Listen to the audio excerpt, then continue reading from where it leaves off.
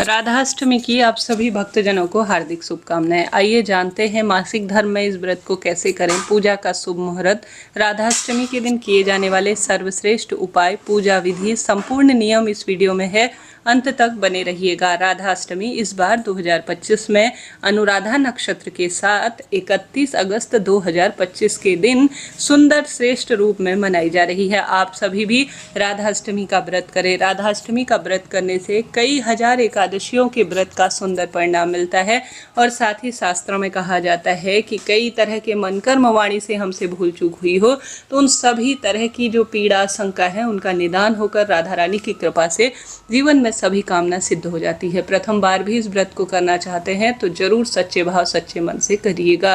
राधाष्टमी का व्रत इस कलयुग में भव सागर को पार लगाने वाला है और साक्षात राधा रानी के दर्शन के लिए सबसे श्रेष्ठ माना जाता है। और राधा रानी साक्षात माँ दुर्गा भवानी की भी एक स्वरूपा है। हर महीने आने वाली अष्टमी माँ दुर्गा भवानी को समर्पित है।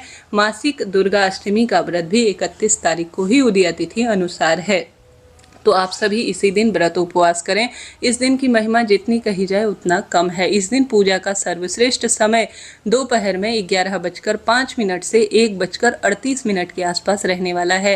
राधाष्टमी की व्रत पूजा नियम आप इसी समय करें। इस समय आपका ऑफिस रहता है, कोई दिक्कत है, इस समय आप घर पर नहीं रहते हैं तो सुबह ही पूजा को भी परिपूर्ण कर सकते हैं, कोई दिक्कत की बात नहीं है।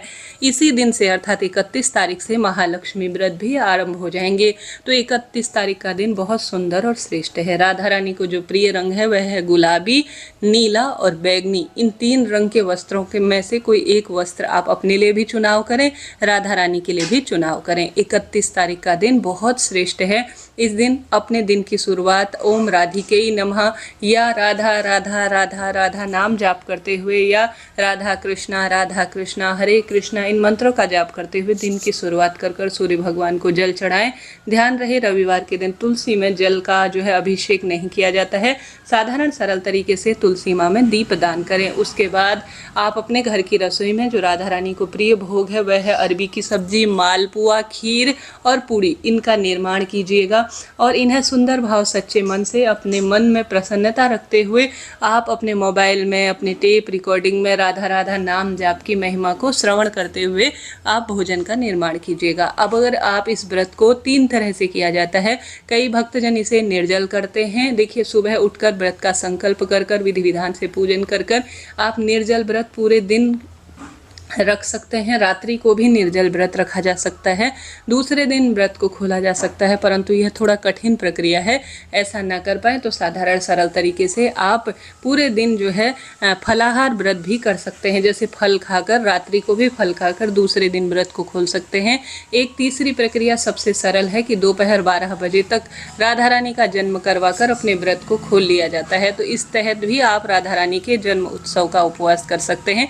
3 तरीका है आपके पास, एक निर्जल, एक फलाहार उपवास कर एक दोपहर 12 बजे तक इस व्रत उपवास को आप कर सकते हैं। तो 3 तरह से आपको व्रत करना है। और आपको ऐसा लगता है कि मैं शाम को अपना व्रत खोलना चाहती हूँ, मैं अन्न ग्रहण करना चाहती हूँ, तो आप जो है बिना नमक का भोजन, जिसे सेंधा नमक होता है, जो व्रत का भोजन होता है, नमक होता है, उसे ग्रहण कर भी अपने व्रत को खोल सकते हैं। तो बहुत सरल है राधाष्टमी का व्रत करना। तो आप 3-4 तरीके से इन व्रतों को कर सकते हैं। अब पूजा विधि क्या रहती है, ध्यान से सुने, और कौन से उपाय आपको करने हैं। आप सभी जो है सब कार्यों से निवृत्त हो जाए। उसके बाद आप सभी अपने घर के मंदिर में राधा रानी और भगवान श्री कृष्ण की मूर्ति प्रतिमा को स्थापित करें और राधा रानी की प्रिय वस्तु, जैसे मैंने आपको विदित कराया, गुलाबी रंग का कोई भी पोशाक, कोई भी वस्त्र, और साथ ही जो मैंने आपको राधा रानी को प्रिय भोग मौसमी फल और साथ ही मालपुआ, खीर, पुआ पूड़ी की बात की, अरबी की सब्जी, इन सभी का भोग राधा रानी के समक्ष प्रस्तुत करें। सुहाग की सामग्री राधा रानी को समर्पित कर भगवान श्री कृष्ण के साथ उनकी विधि विधान से पूजा करें। अगर राधा रानी की मूर्ति प्रतिमा नहीं है तो कृष्ण भगवान को भी राधा रानी बनाकर जो है उनकी भी पूजा की जा सकती है वही फल आपको मिलता है। राधा रानी के नाम की जाप की महत्वता है। राधाष्टक का आप पाठ कर सकते हैं। राधा रानी के 18 मंत्र जो है नाम का ध्यान कर सकते हैं। कुल मिलाकर राधा रानी के जितना सुमिरन आप कर सकते हैं उतना कीजिएगा। भगवान श्री कृष्ण की आराधना, राधा रानी की आराधना जीवन में हर तरह की पीड़ा और शंका का निदान कर सकता है। तो इस तरह से सरल सी राधा रानी की पूजा का विधान है। राधा रानी की मूर्ति प्रतिमा है तो पंचामृत से और गंगा जल मिश्रित जल से स्नान कराएं, शंख में दूध भरकर स्नान कराएं और सुंदर तरीके से उनके लिए बैजंती माला, पुष्पों की माला, तुलसी माला इत्यादि का प्रबंध करते हैं तो और अधिक श्रेष्ठ और शुभ माना जाता है। 108 बार राधा नाम का जाप करें, यह भी श्रेष्ठ और शुभ ही है। इस तरह से आपको सरल सी पूजा करनी है, सत्संग करना है। आप राधा कृष्ण मंदिर में, इस्कॉन टेम्पल मंदिर में भाग ले सकते हैं। किसी विभिन्न तरह की कोई वहाँ पर कार्य हो रहे हैं और जन सेवा में अपना भाग्य जो है प्रबल कर सकते हैं। वहाँ भक्तों की सेवा कर सकते हैं। राधा रानी की सेवा, सत्संग में जाकर आप अपने भाग्य को प्रबल कर सकते हैं। तो इस तरह से आपको राधाष्टमी के दिन अपनी दिनचर्या रखनी है।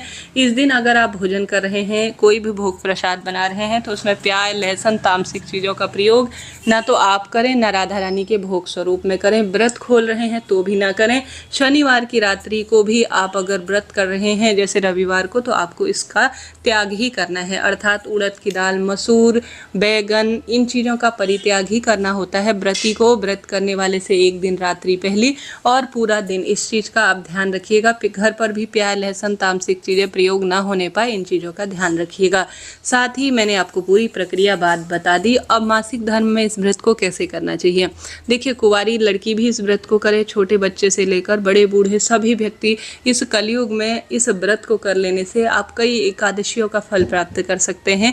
तो आपको इस व्रत को जरूर करना चाहिए। परंतु मासिक धर्म आ जाए तो व्रत कैसे करें, देखिए मासिक धर्म में आपको व्रत छोड़ना नहीं है, व्रत आपको निरंतर करना है। सबसे पहले आप किस तरह से पूजा करें, देखिए राधा रानी तो देवी स्वरूपा हैं और जो है माँ दुर्गा भवानी के एक अवतार हैं, तो उनको तो आप स्पर्श नहीं कर सकते हैं, नहीं भोग प्रसाद आप जो है जो बना सकती हैं। परंतु साधारण सरल तरीके से स्नान इत्यादि से निवृत्त होकर एक स्थान पर आप आसन में बैठकर मानसिक पूजा करें। मन में ध्यान करें कि मैं राधा रानी के लिए भोग बना रही हूँ, उन्हें भोग समर्पित कर रही हूँ, उनको चंदन की सेवा दे रही हूँ, उनको स्नान करा रही हूँ। ऐसी मन में आप ध्यान करते हुए अपने मन मस्तिष्क में उनका मैं मानसिक पूजन कर रही हूँ, ऐसी प्रार्थना आप करें।